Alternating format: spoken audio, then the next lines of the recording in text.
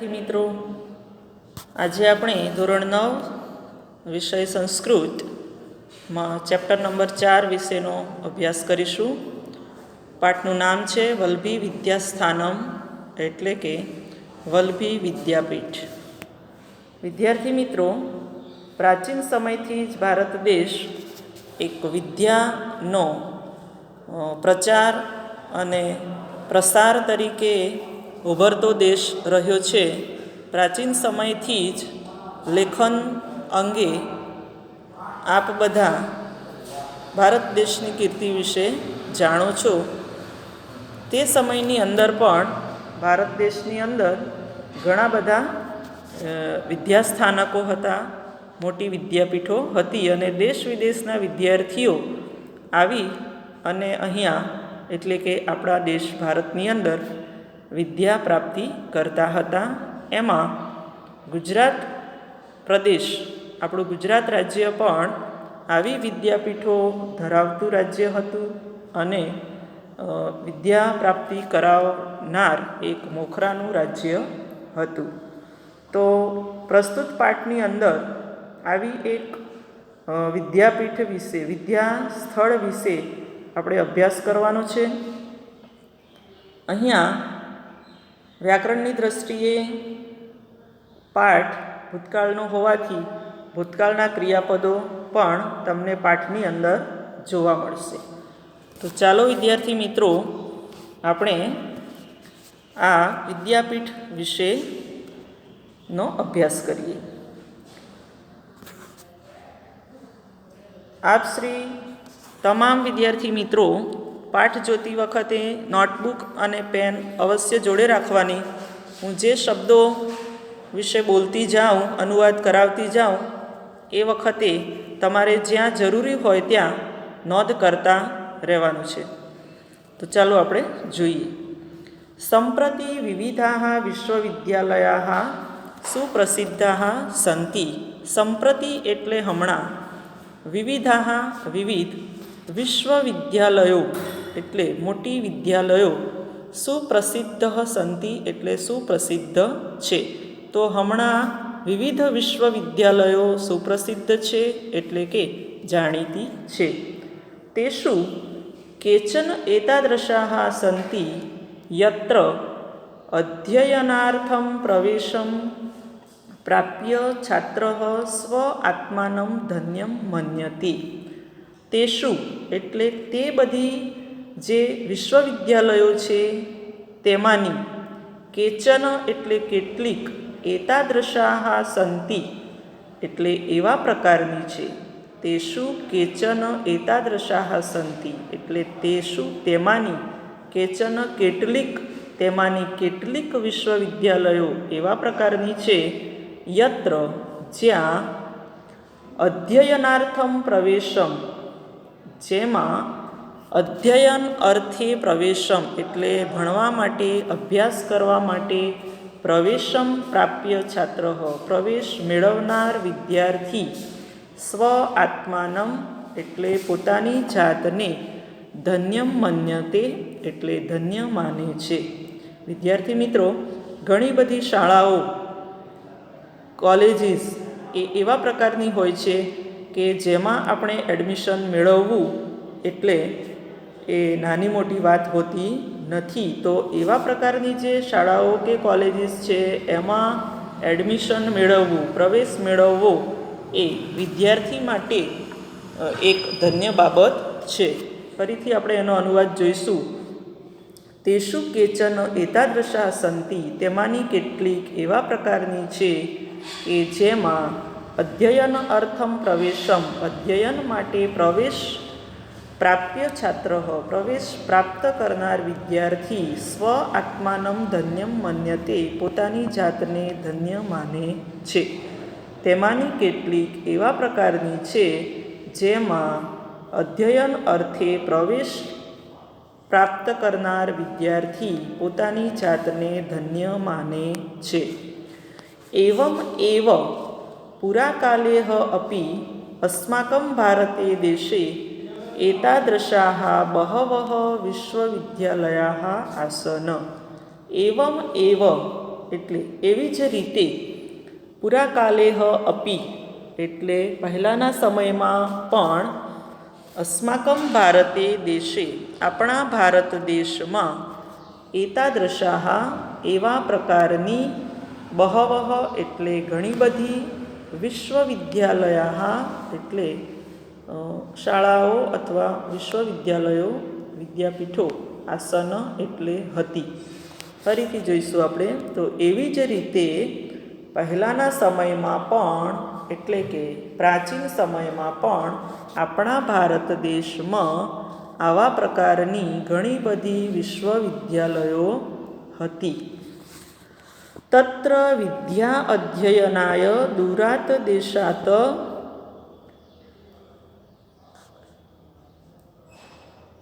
તત્ર વિદ્યા અધ્યયનાય દૂરાત દેશાત સમાગત્ય પ્રવેશમ લબ્ધ્વા છાત્રા સ્વ આત્માનં ધન્યમ મન્યતે સ્મ. તત્ર એટલે તેમાં વિદ્યા અધ્યયનાય એટલે વિદ્યા પ્રાપ્ત કરવા માટે દૂરાત દેશાત દૂરાત દેશાત દૂરાત દેશાત પંચમી વિભક્તિ એક વચનનું રૂપ છે. શબ્દ રૂપોમાં આપણે જોઈએ તો પંચમી વિભક્તિ એક વચન છે. આગળના વિડીયોમાં નિલેશભાઈ સાહેબે તમને શબ્દરૂપો વિશેના વિડીયો મૂકેલા છે. એનો સતત અભ્યાસ કરતા રહેવું જેથી કરીને સંસ્કૃત વિષયની અંદર પૂરેપૂરા ગુણ તમે લાવી શકો. તો દૂરાત દેશાત એટલે દૂર દૂરના દેશોમાંથી સમાગત્ય એટલે આવીને પ્રવેશમ લબ્ધ્વા છાત્રાહ પ્રવેશ મેળવનાર છાત્રા લબ્ધ્વા એટલે પ્રાપ્ત કરનાર મેળવનાર છાત્રા એટલે વિદ્યાર્થીઓ સ્વ આત્માનમ પોતાની જાતને ધન્યમ મન્યન્તે સ્મ પોતાની જાતને ધન્ય માનતા હતા. ફરીથી જોઈશું આપણે. તેમાં વિદ્યા અભ્યાસ માટે દૂરના દેશોમાંથી આવીને પ્રવેશ પ્રાપ્ત કરનાર વિદ્યાર્થીઓ પોતાની જાતને ધન્ય માનતા હતા. એષુ એકતમઃ વલ્લભી વિશ્વવિદ્યાલય એમાંની એક એષુ એટલે આ બધી જે વિદ્યાલયો હતી તેમાંની એકતમઃ વલ્લભી વિશ્વવિદ્યાલય તેમાંની એક એ વલ્લભી વિશ્વવિદ્યાલય હતી. મગધ રાજ્ય યથા નાલંદા આસીત મગધ રાજ્યની અંદર જેવી રીતે નાલંદા હતું નાલંદા વિશ્વવિદ્યાલય હતી તથૈવ તેવી જ રીતે અત્ર ગુર્જર પ્રદેશે વલ્લભી આસીત તેવી જ રીતે આપણા ગુજરાત રાજ્યની અંદર ગુજરાત પ્રદેશની અંદર એ વલ્લભી વિશ્વવિદ્યાલય હતી. અત્રાપી સુદૂરાત દેશાત જનાઃ અધ્યયનાય આગચ્છન્તિ સ્મ.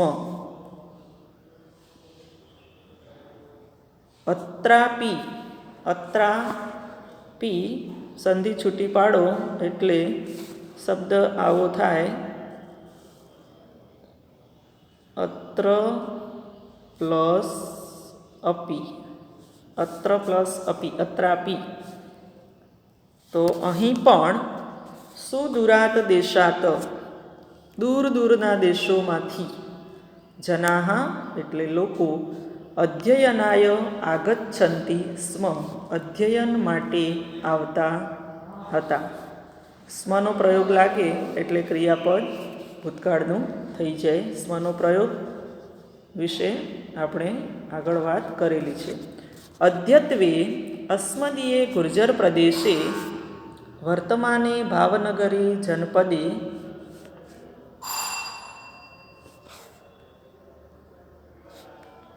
વલ્લભી નામકમ યદ એકમ ઉપનગરમ વર્તતે તત્રૈવ પ્રાચીનકાલે વલ્લભી વિશ્વવિદ્યાલય આસીત. અદ્યત્વે આજે અસ્મદીએ આપણા ગુર્જર પ્રદેશે એટલે ગુજરાત પ્રદેશની અંદર વર્તમાન સમયમાં ભાવનગરે જનપદે, ભાવનગર એ જનપદે એટલે ભાવનગર શહેરમાં, ભાવનગર જિલ્લામાં વલ્ભી નામકમ યદ એકમ ઉપનગરમ વર્તતે, વલ્ભી નામનું જે એક ઉપનગર વર્તતે, ઉપનગર આવેલું છે, એક પરુ આવેલું છે, તત્રૈવ પ્રાચીન કાલે વલ્ભી વિશ્વવિદ્યાલય આસીત, ત્યાં જ પ્રાચીન સમયની અંદર વલ્ભી વિશ્વવિદ્યાલય હતી. ફરીથી જોઈએ આ વાક્ય આપણે. તો આજે આપણા ગુજરાત પ્રદેશમાં વર્તમાન સમયે ભાવનગર જિલ્લામાં વલ્ભી નામનું જે એક પરુ આવેલું છે તે પ્રાચીન સમયે, ત્યાં પ્રાચીન સમયે વલ્ભી વિશ્વવિદ્યાલય હતી. તો ભાવનગર જિલ્લાની અંદર વલ્ભીપુર અને વલ્ભીપુરમાં વલ્ભી વિશ્વવિદ્યાલય એ ત્યાં આવેલી હતી. આજના સમયે તો એ શહેર અથવા તો તે સ્થળ એક ઐતિહાસિક જગ્યા તરીકે જાણીતું છે, પણ પ્રાચીન સમયની અંદર ત્યાં એક મોટી વિદ્યાપીઠ હતી. આગળ જોઈએ આપણે.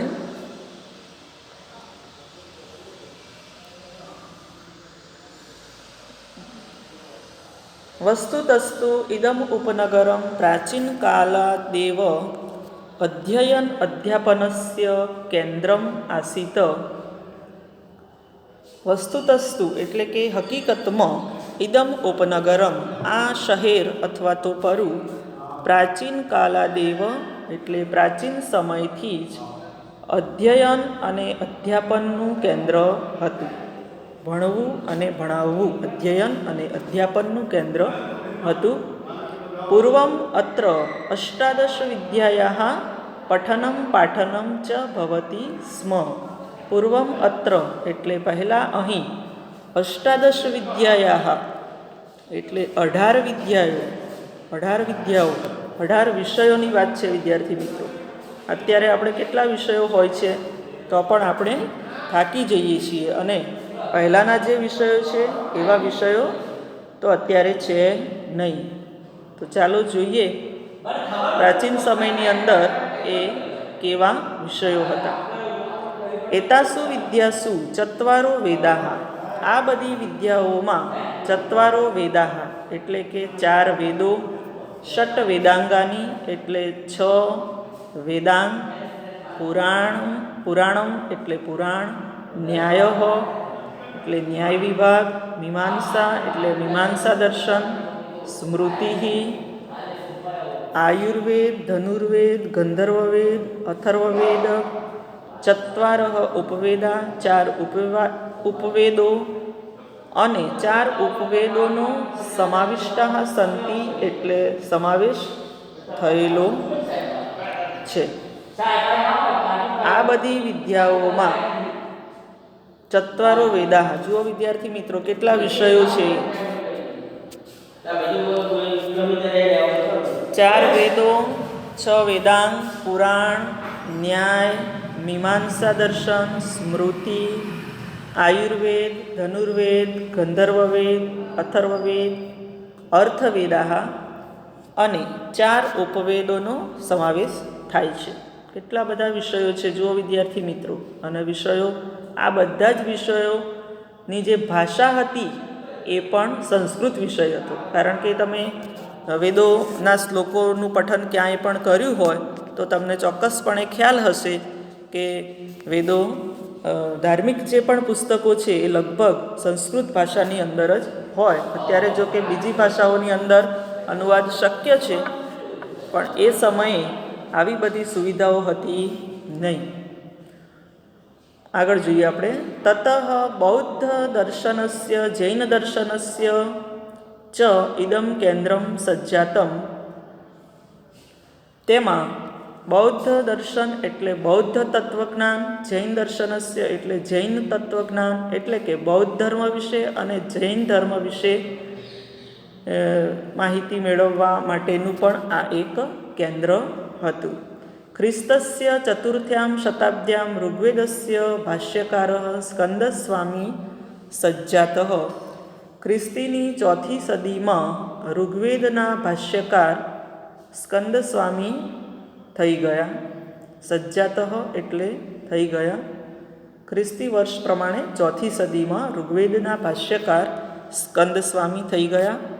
સહ અત્રેવ અવસત, તે પણ અહીં જ રહેતા હતા. એતત સૂચયતિ યત ગુપ્તકાલે અત્ર વેદા અધ્યયનમ અપી પ્રચલતિ સ્મ. એતત સૂચયતિ, આ બતાવે છે કે, એટલે કે ઋગ્વેદના જે ભાષ્યકાર હતા સ્કંદસ્વામી, એ પોતે પણ ત્યાં જ રહેતા હતા. તો એમનું આ જે નિવાસ પણ આ વિદ્યાસ્થાન જ હતું. આ વસ્તુ એ બતાવે છે કે ગુપ્તકાલીન સમયની અંદર અહીં વેદોના અધ્યયનનું કાર્ય પણ ચાલતું હતું. ખ્રિસ્તસ્ય ચતુર્થ્યામ શતાબ્દ્યામ એવ, ખ્રિસ્તી વર્ષ પ્રમાણે ચોથી સદીમાં સુપ્રસિદ્ધ બૌદ્ધ આચાર્ય સ્થિરમતી અને ગુણમતી, જૈનાચાર્ય શ્રીમલ્લવાદીસુરી, જૈનાચાર્ય શ્રીમલ્લવાદીસુરી ચ અત્રેવ વિદ્યાવ્યાસંગમ કુર્વન્તિ સ્મ.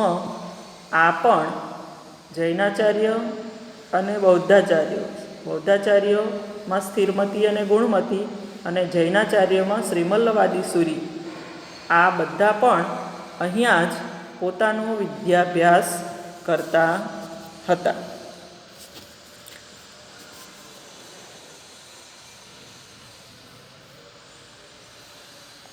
આગળ જોઈએ આપણે. એતત સૂચયતિ યદ અત્ર જૈન બૌદ્ધ દર્શનાનામ અપી અધ્યયનમ પ્રચલતિ સ્મ. તો આ જે બૌદ્ધાચાર્યો અને જૈનાચાર્ય એ બધા પણ ત્યાં જ વિદ્યાભ્યાસ કરતા હતા. આ બતાવે છે કે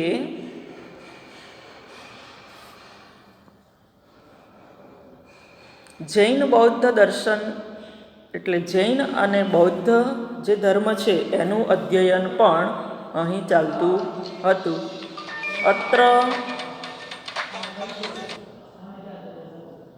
અત્ર યથારુચિ યથામતી છાત્રાઃ અપઠન, અહીં પોતાના રસ અને પોતાની બુદ્ધિ પ્રમાણેના બાળકો ભણતા હતા. એટલે કે જે બાળકોને જેવો રસ હોય અને જેવી એમની બૌદ્ધિક ક્ષમતા હોય એ પ્રમાણેનો એ અભ્યાસ કરતા હતા.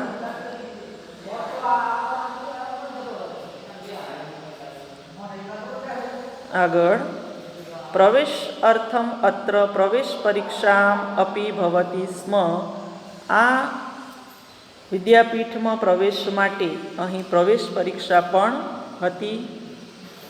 તામુત્તિર્યમ એવ અત્ર છાત્રસ્ય પ્રવેશ શક્ય, તેમાં ઉત્તીર્ણ હોય તે જ વિદ્યાર્થી, તામુત્તિર્યમ એટલે તેમાં ઉત્તીર્ણ થાય